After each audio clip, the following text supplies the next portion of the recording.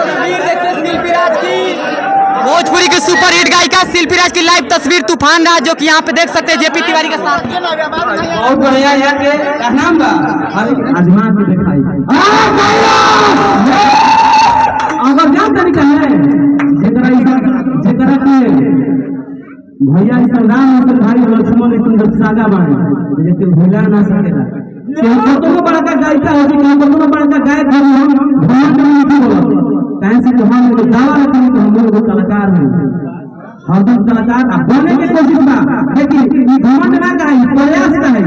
कोनो काम छोट छोट के बड़ करे के हमरा प्रयास बा हम करो ई घमंड ना काहे ये जीत भइले बोला जीत भइले बड़ी बात नहीं है एक ना एक दिन टूटा जरूर भोजपुरी में स्टार के गाड़ी पे रखो पाए हो तूफान जी, आपसे मेरा सवाल रहेगा कि बागेश्वर बालाजी जो ये कंपनी इस पे आने वाला और नेक्स्ट प्रोजेक्ट क्या क्या है? इतना बड़ा बड़ा प्रोजेक्ट बने इनको लोग जो हवा बहेला भोजपुरी के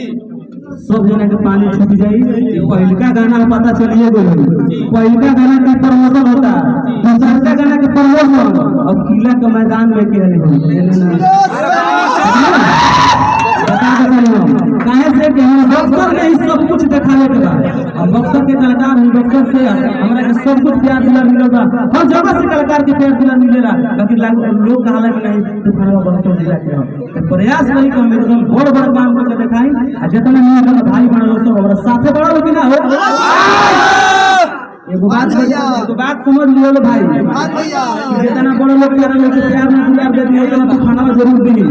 भरपूर कोशिश बा हर समय कोशिश बा हम यही कह के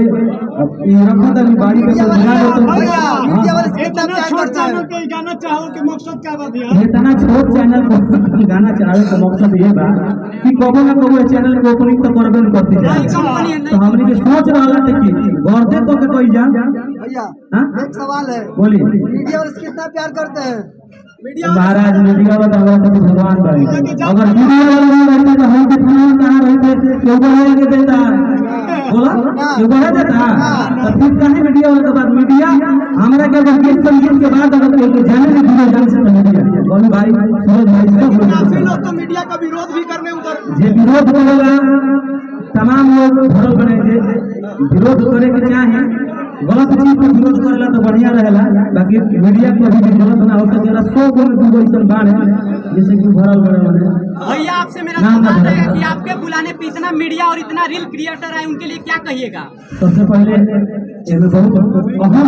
क्योंकि उतना दूर से लोग नहीं पहुंच पाते हैं गोलू भाई के हमारा कार्यक्रम में योगदान बा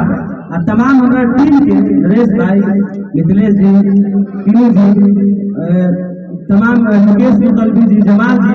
बहुत सारे लोग भरल बने धनी भाई सब लोग भरल बने ऋषिकेश तमाम लोग भरल बने सबके मन रहा कि बक्सर में भेंट करावल जाए और बक्सर में भेंट करा के हमने के कलाकार के दावत हो गए कि हमारे के बरकरार में बहुत जल्द गिनती हुई। भैया आप जितने भी मीडिया वाले आए उनको सम्मानित करने का भी काम किए हैं कहीं ना कहीं और कर रहे हैं, इसके लिए क्या कहिएगा? बहुत जल्दी हम काम खत्म होने के बाद कई गो आदमी बारी बारी से मीडिया कर्मी के इंस्टाग्राम के न्यूज जितना भी लोग बने सबके हम सम्मानित करब। तब तक हमने के बीच में नेहा जी भी आ गई बने बिल्कुल गाना के प्रमोशन खातिर पटना से चल देखिए पटना से आई नेहा जी आ चुके हैं तो साइड मार दिया भाई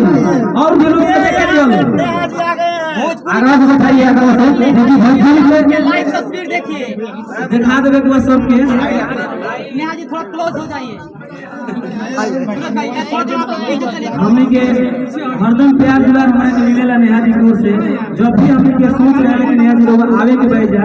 नेहा जी को माना ना रहेला जितेंद्र भाई बने पंकज जी बने सब लोग एकदम प्यार दुलार भरपूर देला हम चाहम कि काम के शुरू कर जाऊ सम्मानित करेला के बाद अगर हमनी के इंस्टाग्राम के बहुत सारे एक्ट्रेस तमाम लोग जाई बनी नैना जी आई बनी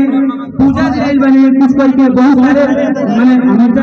मतलब के उम्र माने के नाम ना लोग भइल बा सब लोग जुटल बटे सब लोग हम ये चाहम कि आगे के कार्यक्रम बढ़ावल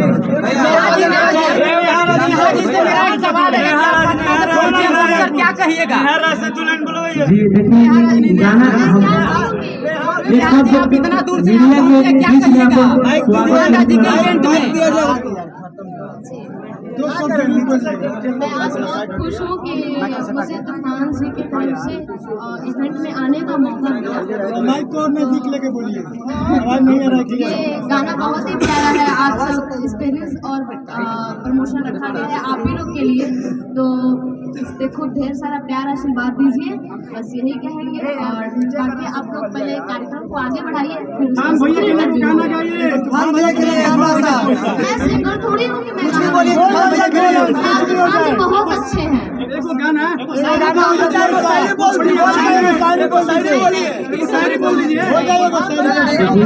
से काम हो सब हमने के